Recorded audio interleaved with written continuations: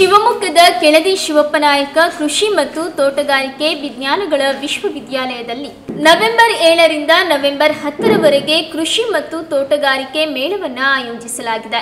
ಸಹಕಾರ ಕೃಷಿಯಿಂದ ಸುಸ್ಥಿರ ಕೃಷಿ ಎಂಬ ಘೋಷವಾಕ್ಯದಡಿಯಲ್ಲಿ ಈ ಮೇಳ ನಡೆಯಲಿದ್ದು, ಕೃಷಿ ಮೇಳವನ್ನ ರಾಜ್ಯ ಕೃಷಿ ಸಚಿವರಾದ ಎನ್ ಚೆಲುವರಾಯಸ್ವಾಮಿ ಅವರು ಉದ್ಘಾಟಿಸಿದರು. ನವೆಂಬರ್ 7ರಿಂದ ನವೆಂಬರ್ 10ರವರೆಗೆ ನಡೆಯಲಿರುವ ಕೃಷಿ ಮೇಳದಲ್ಲಿ ರೈತರಿಗೆ ವೈಜ್ಞಾನಿಕ ಕೃಷಿ ಪದ್ಧತಿಗಳ ಬಗ್ಗೆ ತಿಳುವಳಿಕೆ ನೀಡಲಾಗುತ್ತದೆ. ವಿವಿಧ ಬೆಳೆಗಳ ಪ್ರಾತ್ಯಕ್ಷಿಕೆ, ಯಂತ್ರೋಪಕರಣಗಳ ಪ್ರದರ್ಶನ ಹಾಗೂ ಸಂವಾದಗಳು ನಡೆಯಲಿವೆ.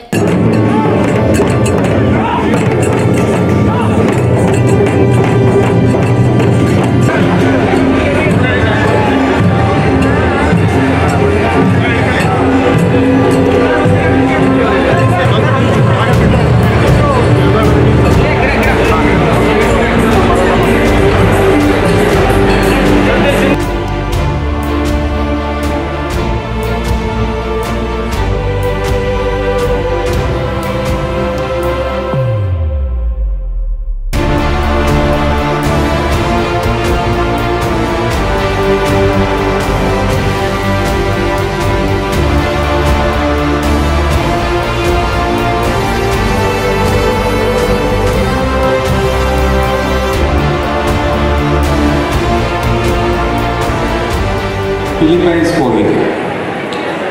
ಅಲ್ಲಿ ಇಂಟರ್ನ್ಯಾಷನಲ್ ರಿಸರ್ಚ್ ರೈಸ್ ಸೆಂಟರ್ ಅದು ಪ್ರಪಂಚದಲ್ಲಿ ಏಕೈಕ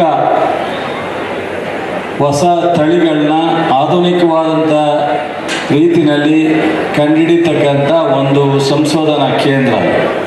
ನಮ್ಮ ರಾಜ್ಯದಲ್ಲೇ 2-3 ಜನ ಸೈನ್ಸಿಸ್ಟಲ್ಲಿದ್ದಾರೆ.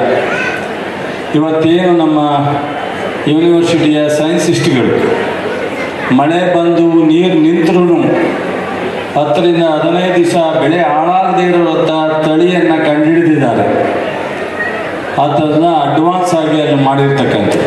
ಈಗ 25 ದಿವಸಕ್ಕೆ ಅದನ್ನು 25 ದಿವಸ 1 ತಿಂಗಳು ಮಳೆ, ದೊಡ್ಡ ಮಳೆ ಬಿದ್ದು ಭತ್ತ ಅಥವಾ ಯಾವುದೇ ಗಿಡ ಹಾಕಿ ಆ ಮಳೆ ನೀರೊಳಗಡೆ ಇದ್ರೂ 25 ದಿವಸದ ನಂತರ ನೀರು ಕಡಿಮೆ ಆದಾಗ ಬೆಳೆ ಹಾನಿ ಆಗದೇ ಇರೋ ರೀತಿ ತಳಿಯನ್ನು ಇವತ್ತು ಫಿಲಿಪೈನ್ಸ್ನಲ್ಲಿ ಕಂಡುಹಿಡಿದಿದೆ.